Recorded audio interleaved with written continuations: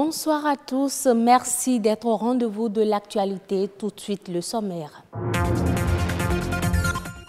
La pierre d'Alain est utilisée à plusieurs fins par méconnaissance de sa fonction réelle. Le sujet sera abordé au cours de cette édition.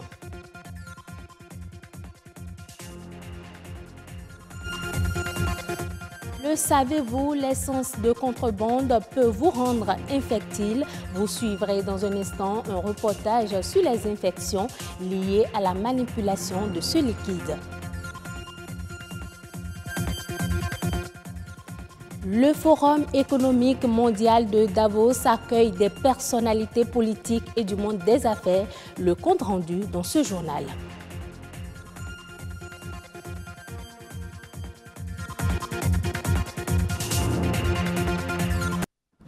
La pierre d'Alain, que d'aucuns appellent sidaquin, est un produit bien connu au Bénin. On en fait une utilisation domestique très variée. Elle aurait des vertus et est conseillée en prévention de certaines pathologies, parfois par ignorance ou par méconnaissance de sa fonction réelle. Mathieu Sokeno, Sylvania Tchano, Armel Dosukago ont cherché à en savoir davantage. Ils nous en parlent. D'un usage assez varié, la pierre d'Alain est très utilisée sous les tropiques. Du traitement des odeurs corporelles au traitement de l'eau, elle reste précieuse comme pierre. C'est un produit, quand on met ça sous les aisselles, ça enlève les mauvaises haleines. Et puis, quand l'eau est un peu sale là, quand on met dans l'eau, ça enlève les saletés. Ça fait que les déchets qui sont dans l'eau là, ça se dissout dans l'eau. On peut l'utiliser aussi pour d'autres usages comme les toilettes intimes. Pour les puits, on l'utilise avec du javel pour tuer les vers dans l'eau. On l'utilise pour nettoyer la viande d'escargot, mais aussi pour brosser les enfants. Certaines femmes en font usage pour leurs toilettes intimes. Mais il y a une grosse confusion dans l'opinion sur le rôle de la pierre d'Alain. La pierre d'Alain n'a pas de propriétés pour éliminer les bactéries nuisibles. Elle a la propriété de condenser, n'est-ce pas, les déchets qu'il y a dans cette eau-là. Et vous avez l'impression que l'eau devient propre parce que justement les déchets vont se mettre ensemble et se sédimenter au fond de votre récipient. Mais ce n'est pas parce que vous avez une eau translucide qu'elle est forcément de qualité microbiologique acceptable. Pierre précieuse, l'Alain règle beaucoup de problèmes, mais il est important de s'informer pour une meilleure utilisation. Ce n'est pas tout, la pierre d'Alain aurait une fonction désinfectante. En milieu rural, certaines personnes l'utilisent pour rendre, disent-elles, l'eau potable, une pratique qui n'est pas recommandable. Des recherches ont montré que la pierre d'Alain n'a pas de propriété désinfectante. Reportage Jules Akoiko, Armel Dosukago. C'est magique, pourrait-on dire, au regard de l'effet de la pierre d'Alain sur l'eau. D'une eau sale ou boueuse, on pourrait la voir plus propre. Mais des recherches ont montré que l'eau n'est pas pour autant libérée des cellules nuisibles. Alors nous avons mené une recherche sur des eaux collectées dans les mêmes conditions et sur des eaux, n'est-ce pas, rendues potables par les populations. Et nous nous sommes rendus compte que cela n'était pas du tout le cas. La pierre d'Alain, et selon les résultats de cette étude, ne rend pas potable l'eau de boisson. Plusieurs méthodes sont utilisées pour purifier l'eau. Il existe donc des techniques assez variées pour rendre l'eau propre à la consommation.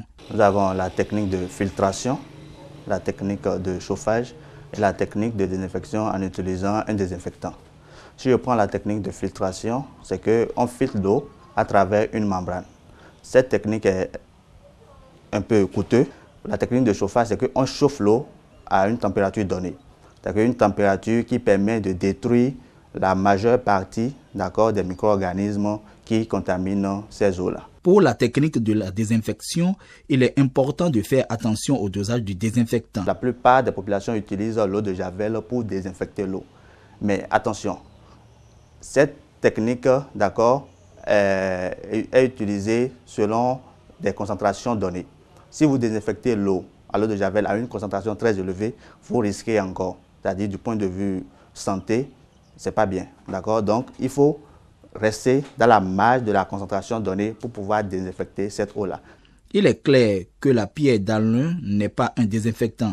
Elle ne saurait rendre l'eau propre à la consommation. C'est donc une méthode qui comporte des risques pour la santé. Les conséquences de l'utilisation de telle eau, c'est toujours les risques d'infection. Parce que vous prenez en réalité une eau impropre à la consommation. Même si elle est claire à la surface, elle va être claire, vous allez avoir l'impression que c'est de l'eau propre, mais ce n'est pas du tout propre. Donc, vous la buvez avec toutes les conséquences, par exemple la diarrhée, les infections entériques, donc vos intestins qui vont faire, n'est-ce pas, le lit de ces différentes bactéries contenues dans ces eaux-là. Victime de notre ignorance, nous avons pris l'habitude d'utiliser la pierre d'Alun comme désinfectant. Il serait plus utile d'en faire un usage efficient afin d'éviter les conséquences auxquelles on peut s'exposer en cas de mauvaise utilisation. Vous ne le savez peut-être pas, l'essence de contrebande peut vous rendre infertile. Comment est-ce possible? Eh bien, à travers ce magazine que nous allons suivre, Igor Ayoso et Roch Aurélien Akoinou nous emmènent à la découverte de quelques infections liées à la manipulation de ce liquide inflammable. À chaque coin de rue et le long des artères des villes, ils sont là, prêts à courir, servir le client. Depuis son avènement en 1980 au Bénin, la vente de l'essence de contrebande s'est révélée un commerce rentable et occupe désormais une frange importante de la population. Pour la plupart, ces vendeurs d'essence à la sauvette aux abords des voies au Bénin ignorent les risques de maladies auxquels ils s'exposent.